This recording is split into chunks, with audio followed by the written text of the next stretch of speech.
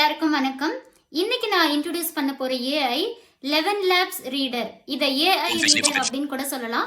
So இப்போ என்ன அப்படின்னு பார்த்தீங்கன்னா, ஒரு புக்கை வந்து நீங்கள் ஷேர் பண்ணீங்கன்னா அந்த புக்கை தமிழ் புக்னா தமிழில் ரீட் பண்ணும்.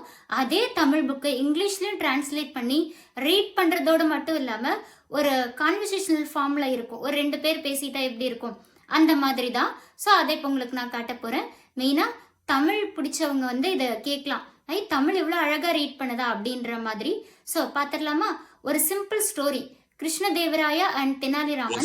ஸோ அந்த ஸ்டோரியை வந்து இது எப்படி தமிழில் படிக்குது அப்படின்னு பார்க்கலாம்.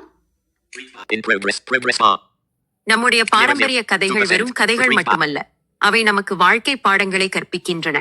இன்று நாம் ஒரு சிறிய புளியம்பழம் எப்படி ஒரு பேரரசனின் வாழ்க்கையை மாற்றியது என்பதை பார்க்கலாம்.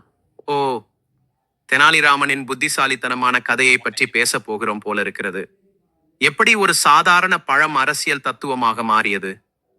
ஆமாம், கிருஷ்ணதேவராயரின் பிறந்த நாள் அன்று. இப்ப தமிழ்ல கேட்டீங்க இல்லையா, இங்கிலீஷ்ல எப்படி இருக்குன்னு பார்க்கலாம்.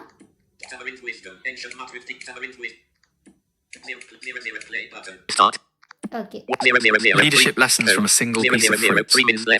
That's exactly what an ancient Indian court jester used to completely transform a king's perspective on power and wealth. Well, that's intriguing. How did a piece of fruit manage to teach such a profound lesson?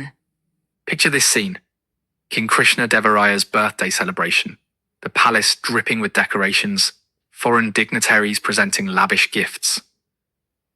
Then in walks Tenali Raman with this mysterious... இதே story இங்கிலீஷ்லயும் நமக்கு translate பண்ணி கொடுத்திருக்கு. So இந்த மாதிரி இன்ட்ரெஸ்டிங்காக தெரிஞ்சுக்கணும் அப்படின்னா 11 labs reader அப்படின்னு இன்ஸ்டால் பண்ணி பாருங்க. இது லாஸ்ட் வீக் புது அப்டேட்டாக வந்திருக்கு. இதை பற்றி ஃபுல்லாக தெரிஞ்சுக்கணும் அப்படின்னா கனவுகள் மேம்படும் அப்படின்ற என்னோட சேனலை வாட்ச் பண்ணுங்க. தேங்க்யூ.